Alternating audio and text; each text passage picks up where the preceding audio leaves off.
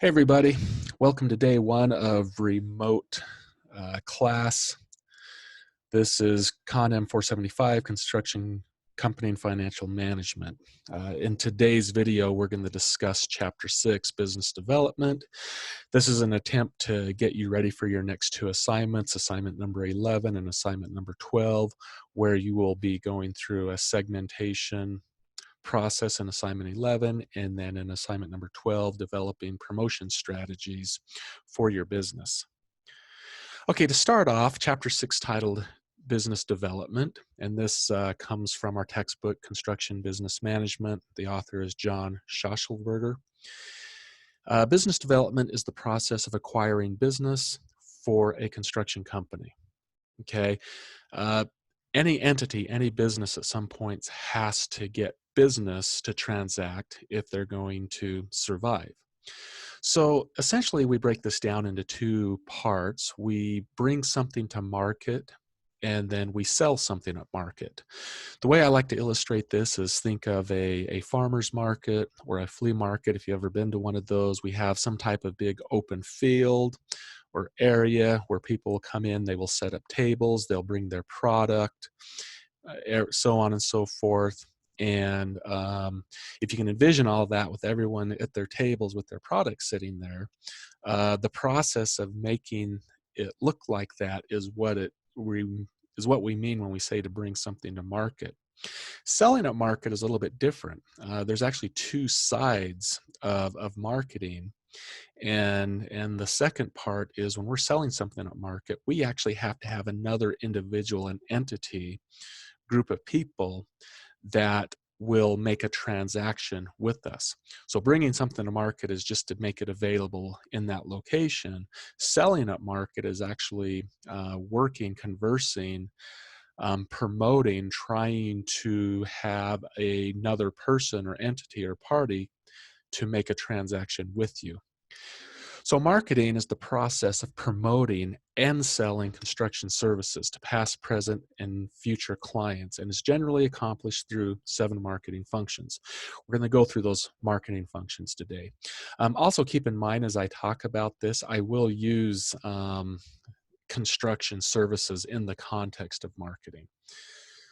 So marketing functions, the first one we're going to talk about is market research and analysis. So market research and analysis, it's 2 parts. So what you have to do is you actually have to go in, do research to understand if a market exists for you to perform your construction service. It is a big effort to collect data from different places to essentially prove to yourself that there's enough market there that you can do business. Once you do that data collection, the next step is to take all that data and analyze it.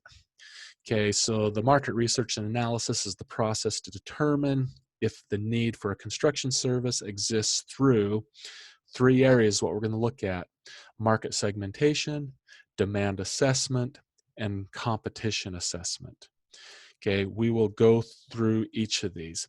The market segmentation, basically what we're ultimately trying to get to is we're trying to identify whether or not there's a relevant market that exists for the service that we want to provide. So again, this illustration we're looking at, it's figure 6.3 on page 117. It is somewhat modified from the graphic you see on that page. But essentially, here's how we're going to segment the market. If you guys recall at the beginning of the semester, I introduced you to the concept of 4 industry sectors. Those sectors were residential construction, commercial construction, heavy civil construction, and industrial construction. So the first thing that you need to do in trying to define a relevant market is decide which relevant sector or which industry sector that you're going to participate in. Is it going to be residential? Is it going to be heavy civil? In our case, we're going to say it's going to be commercial construction. Once we identify that industry, the next step is going to be asking ourselves geographically, where are we competing? Are we competing on a national level, a regional level, state level, county, city? Okay, we need to define an area in which we're going to provide services. In most cases, when a construction company starts performing construction services, the geographic area may be somewhat small. But however, depending on the type of owner and whether or not it's a repeat customer, that can change the geographic area. Two types of owners. You have a public owner and a private owner. So public owners would be people like the federal government, state governments, county governments, city governments. Even within there, you may have school districts, which we'll use that as an example during this lecture. So once we understand what the what the owner type is, the next thing is going to be, what is the service type? Or the way I will put that here is, in what ways are we going to deliver our contract? Again, I've introduced this to you guys in other courses where we have the traditional design, bid, build, delivery. We have the construction manager at risk, or CMAR, sometimes known as CMGC, which is the construction manager general contractor. We have design build, we have turnkey. So the question there is, how will we deliver these projects? And then finally, what is the project size? Project size is important, especially again, if you are starting out as a small company.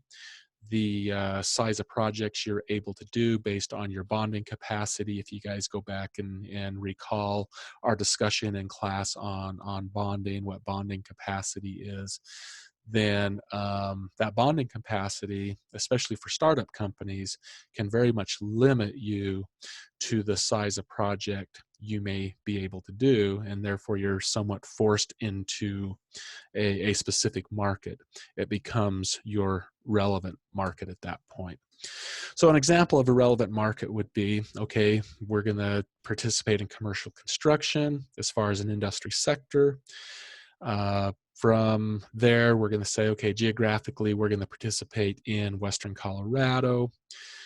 Within Western Colorado, we're going to actually pursue two different types of owners. We're going to look at public owners. We're going to look at private owners. In our case, on the public side, we're going to look at specifically at project types like schools. And on the private side, we could look at things like retail box stores, strip malls, and small office buildings. You'll notice I didn't put an actual dollar volume there. Oftentimes, just based on the projects that's listed here, like a school or a retail box store, it's somewhat implied what those project sizes in terms of dollar volume would be. Okay, so after we've segmented the market, our next step is going to be to assess the demand. In other words, is there a demand for the construction service that we want to provide as a construction company? So to decide this, we're going to first start with the relevant market that we identified. Now, be aware that construction companies can have multiple relevant markets that they will participate. Smaller startup companies will most likely want to focus more on one relevant market.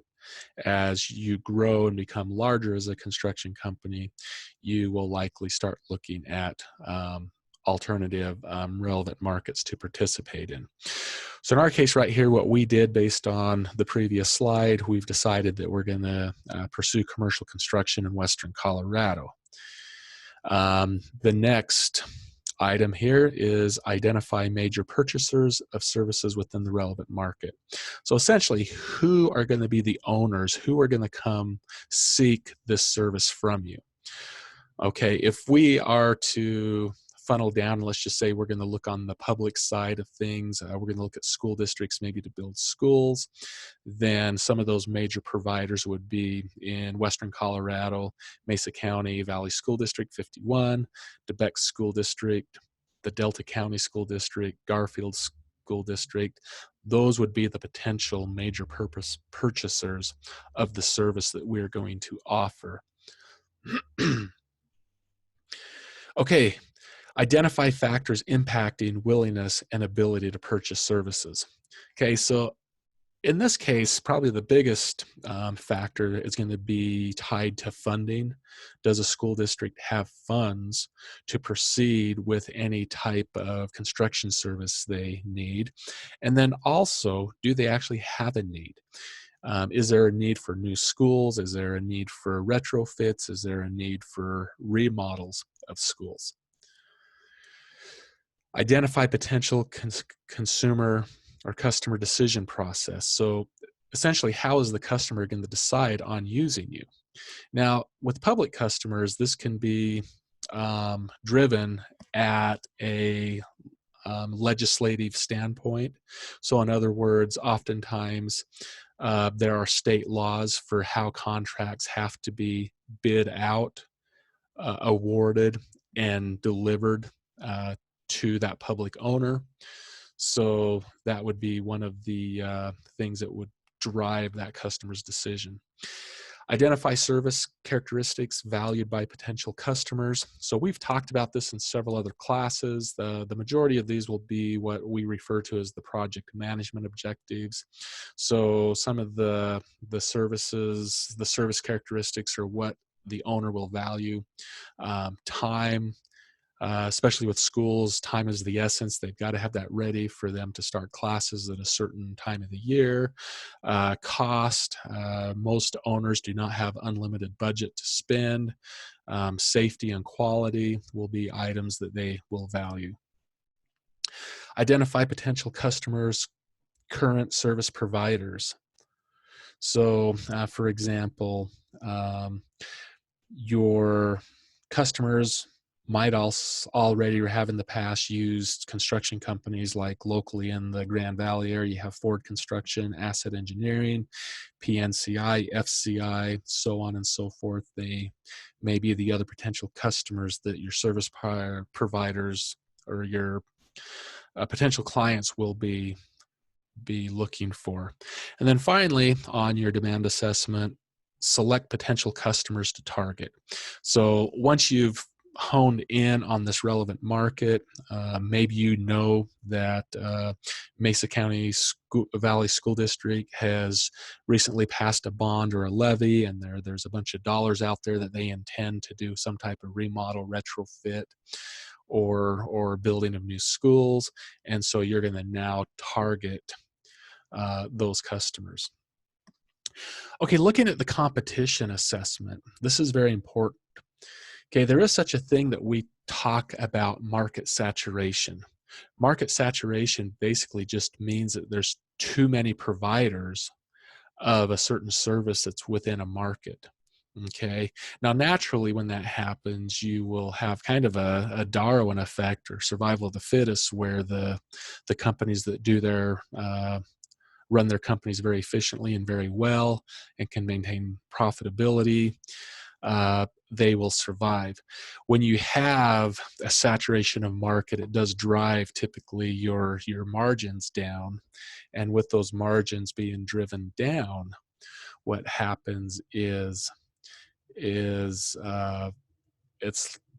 sometimes not worth it for a company to stay in the market itself. So you don't ever want to start a company if you have a saturation of providers of construction services in a certain market. Okay, so to do a competition assessment, basically in each of the relevant markets. So again, you'll have different contractors specializing in different geographical areas. They'll specialize in different types of owners. They'll specialize in different type of delivery methods. They'll specialize in all these things. And so you need to identify this in each of the relevant markets. So you need to identify who the existing competitors are. You need to assess the likelihood of other people trying to enter the market based on the current economic conditions. And then finally, evaluate the services currently offered or likely to be offered by the competitors.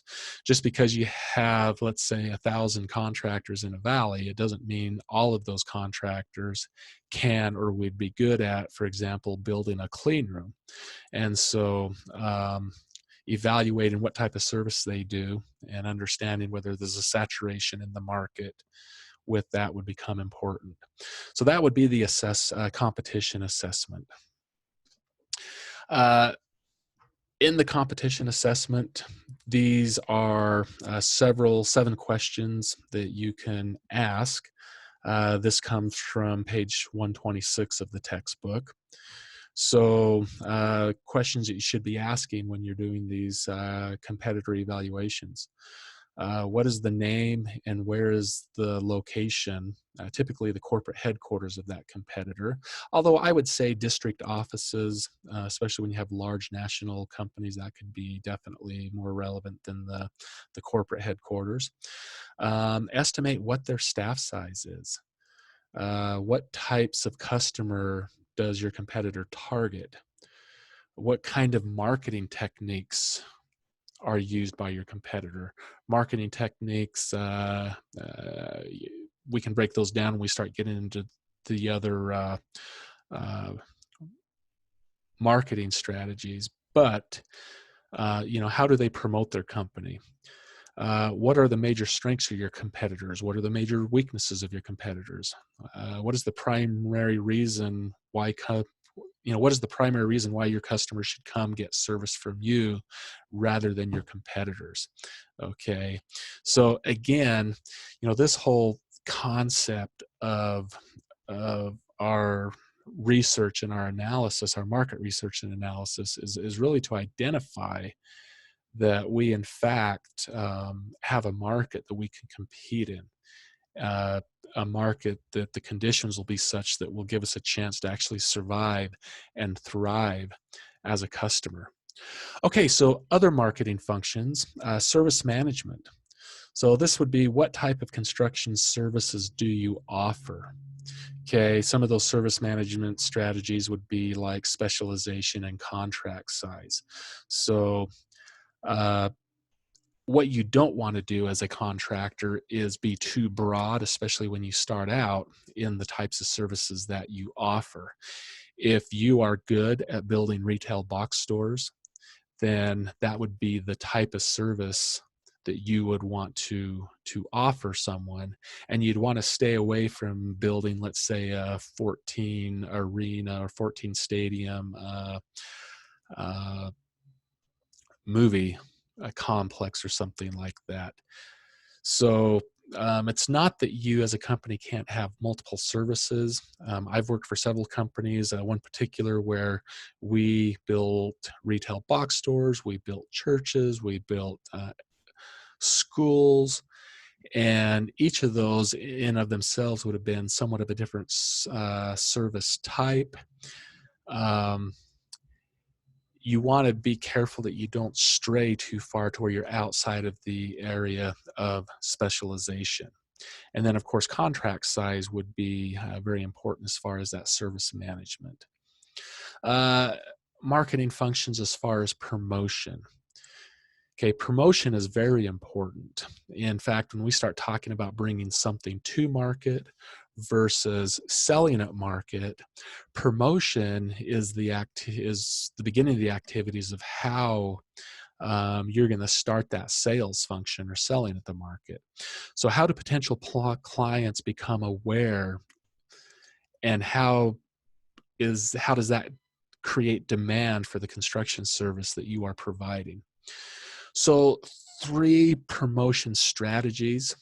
We have what we're going to call strategic marketing, tactical marketing, and internal marketing. By definition, these marketing strategies, strategic marketing is what we'd call a mass marketing. So the best example I can give is, it's Super Bowl Sunday and you see a commercial that comes on selling a car. Okay, not everyone that's watching the Super Bowl is in the market for purchasing a car. When companies do a mass marketing, their intent is to get their product, get their branding out in front of many people as possible. And then what they're hoping is just a small percentage of everyone that their branding went in front of would potentially come and potentially make some type of sales transaction with them. Okay. Tactical marketing is a little bit different. Okay. Sometimes we call that niche marketing. And essentially what that is we focus in on a particular group of people and market our branding, promote our business, our construction service to those specific people. So it does somewhat make sense, like in construction. Well, first off, it would make absolutely no sense for a construction company to participate in putting a Super Bowl ad on Super Bowl Sunday. Okay, if you're a contractor in Western Colorado, sure, you're going to put your branding, your company out to whoever knows how many million people. But geographically, because your market is strictly in the Grand Valley, that type of mass marketing does not do you any good. If you are building specifically schools, then one of the ways that you could approach tactical marketing is identify those design firms that specialize in designing and managing for the owner schools. So what you would want to do in that case is identify those design firms and market to them using some type of promotion strategy and make them known that you're available and that you are a contractor that can perform the services in that niche market. Internal marketing tends to be an area where we're marketing within our own company. And I won't go into a lot of detail here, but in many senses, it's important for companies to market to their own employees. Okay, so this comes from page 129 out of your textbook. Again, this has been adapted from the table shown there. This represents marketing tools, and then based on either strategic, tactical, or internal marketing, this is where you might use that. So company reputation, that is both a strategic and a tactical marketing. Company logos can be both strategic and tactical. One of the things I always talk about company logos is you can, if you're a contractor, you can put a sign outside of your job site. If you build houses, that may actually be a very good strategic marketing strategy. As someone drives down the road, they're going to see the sign. There's really no way of knowing who's going to actually see it. It's just out there for the masses. But that would be one way you can market a construction company at that strategic level. Company logos, business cards. I'll let you guys go down and see the columns, whether they're strategic, tactical, internal. Stationery and business forms, brochures, newsletters, advertising.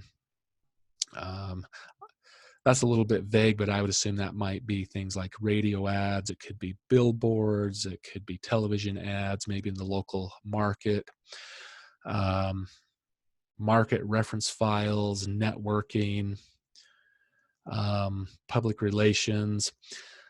When I saw websites here, because websites are actually a very good way to market, at least they have been for the last 20 or so years, because people will get onto their computer, they'll open a browser like Chrome, and they will type in keywords to try to find whatever they're looking for. What's not noted here that I would actually add would be things like social media. So things like Twitter, Facebook, LinkedIn, different things like that might be actually a very good way to market. Not necessarily for every type of construction service related company, but for example, if you're in the business of building houses, using something like Facebook as a social media platform for marketing could be a very advantageous tool. Subcontractor relationships, supplier relationships, statements of qualifications. Okay, so again, that comes off of page 129 of your textbook. Okay, another marketing function, how much to charge for your construction service. Okay, this can be a little bit challenging, especially if you're a startup company. But basically, these are some of the pricing variables that you need to deal with. Project general requirements. What are the general conditions, meaning the things that you have to have out on the job site, like supervision, your chemical toilets, your dumpsters, those types of things. How efficient can you be in that regard? As a company, your bonding rate. Surety companies will give companies different bonding rates. Some companies that may not have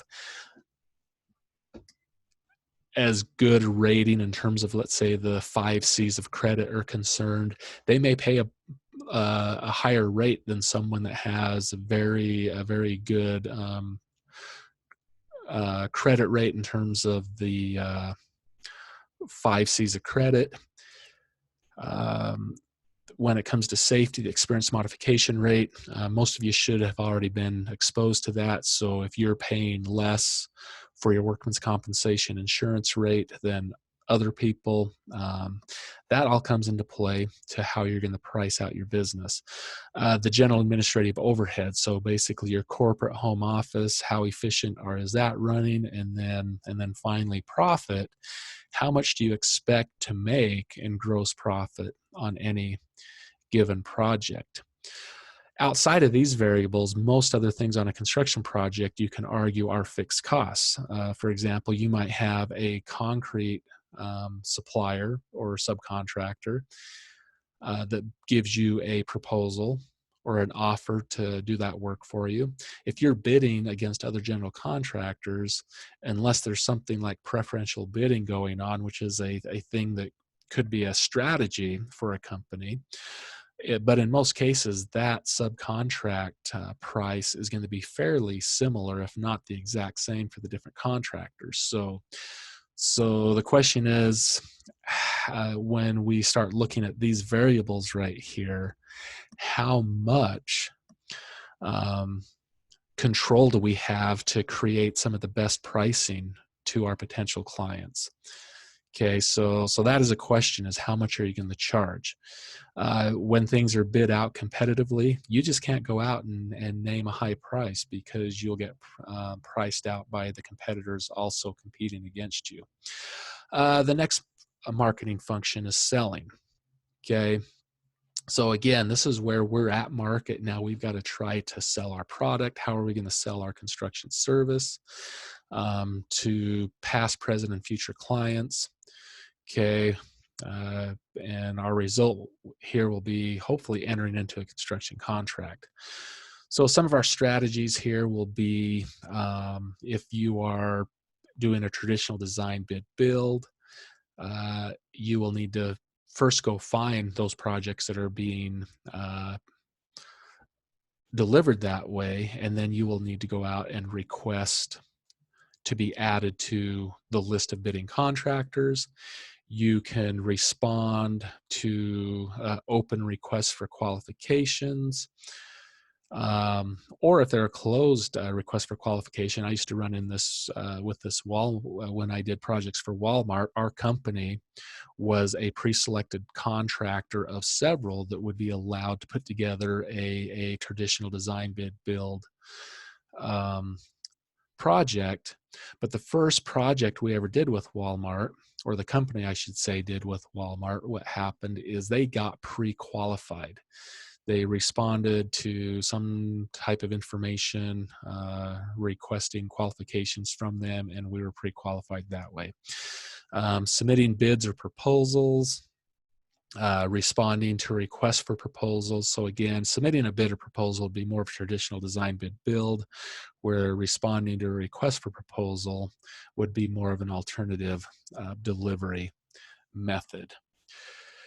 We got negotiating the scope of work, price, time, terms of construction contracts. Those are all things that are part of the selling strategies. And then actually executing the contract or contracts, which simply means both parties agree to and they sign those contracts. Financing is another marketing function.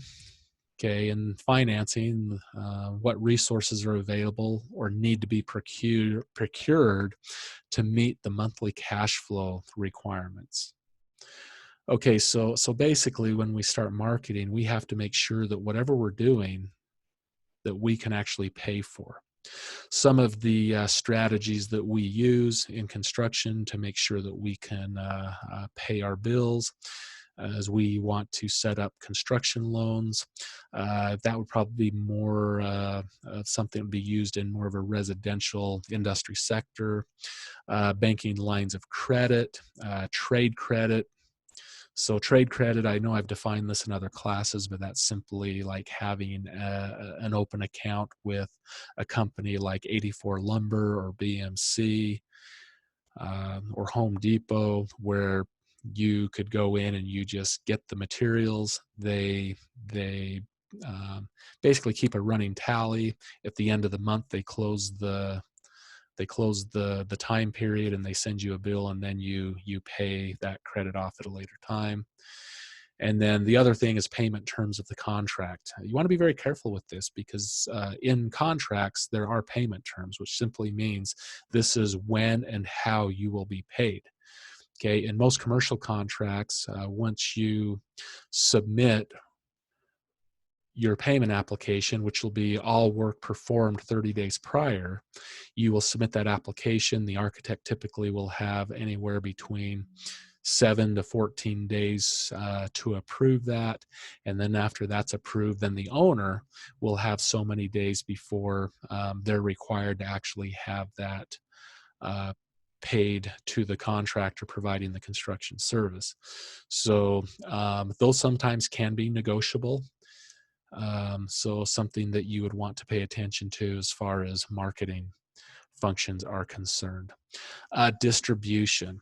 So distribution seems somewhat odd in terms of how you describe it for construction, but essentially, where will this service be available and what processes, means, and methods will make this service successful?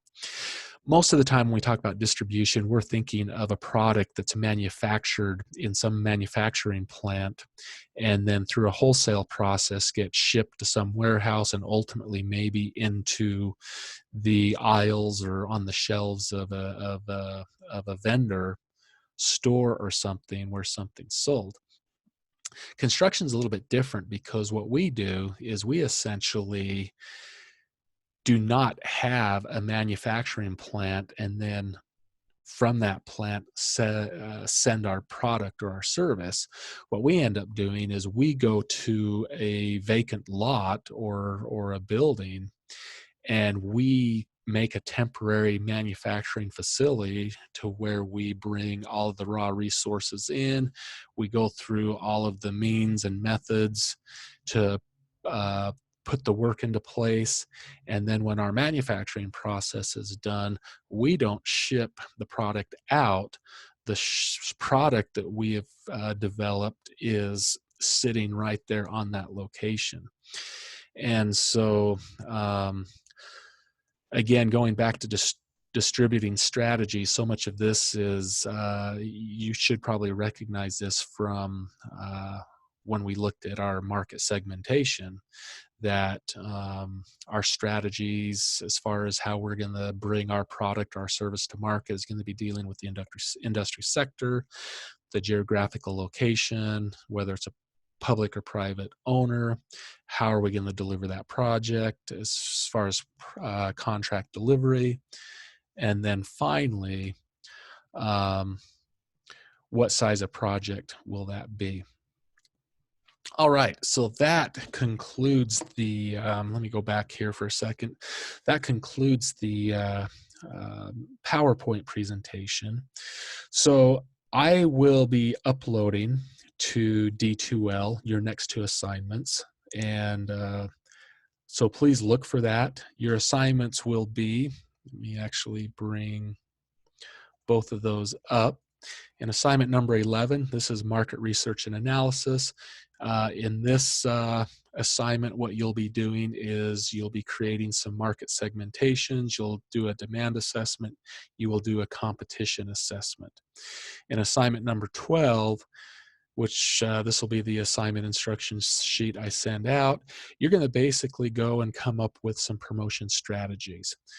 It'll become essentially part of your marketing plan, meaning how are you going to promote your company to the potential clients that you have.